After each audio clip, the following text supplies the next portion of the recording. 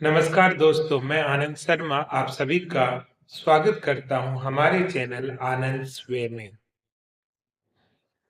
आज की यह वीडियो बहुत ही खास है क्योंकि आज हम बात करेंगे रिटायरमेंट के लिए सिर्फ एक म्यूचुअल फंड कैसे चुना जाए। अगर आप ये वीडियो ध्यान से समझ गए तो आपको जिंदगी भर फंड बदलने की जरूरत नहीं पड़ेगी। दोस्तों, रिटायरमेंट इन्वेस्टिंग का मतलब ये नहीं है कि हर साल नया फंड ढूंढा जाए।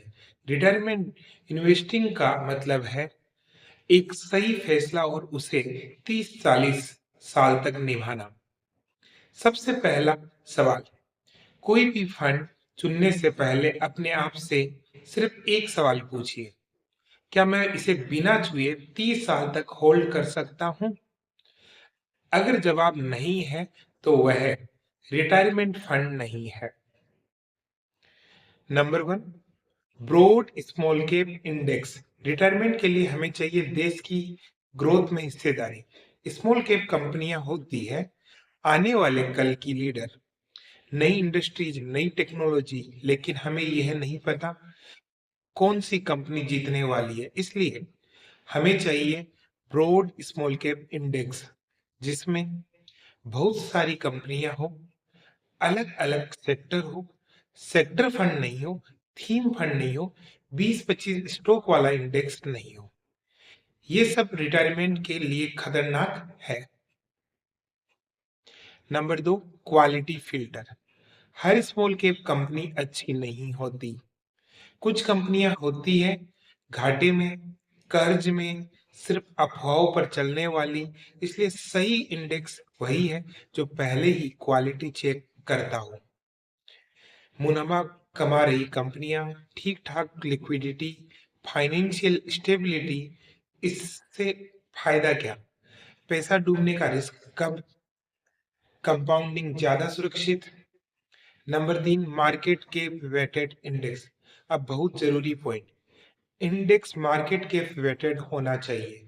इसका मतलब जो कंपनी अच्छा करेगी उसका वजन अपने आप बढ़ेगा, जो कंपनी कमजोर होगी उसका वजन अपने आप घटेगा।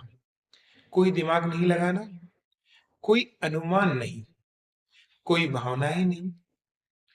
इक्वल वेट स्ट्रेटेजी रिटायरमेंट के लिए नहीं होती। नंबर चार, साल में एक बार रीबैलेंस। अच्छा, रिटायरमेंट इंडेक्स साल में एक या दो बार ही रीबैलेंस करता है।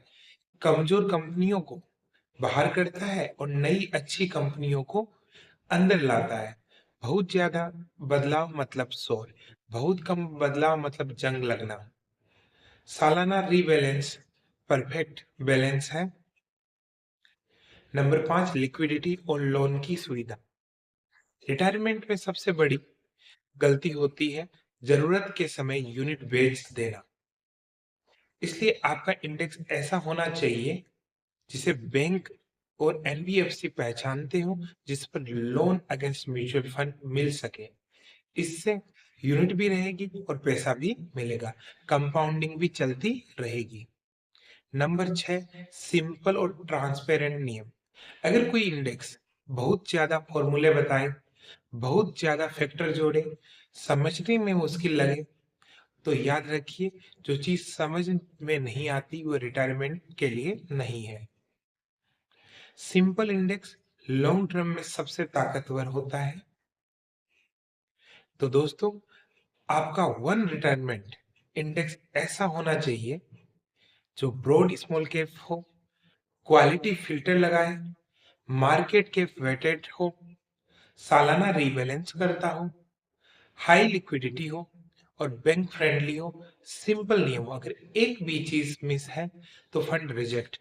अगर आपको ये वीडियो उपयोगी लगी तो लाइक करें, शेयर करें।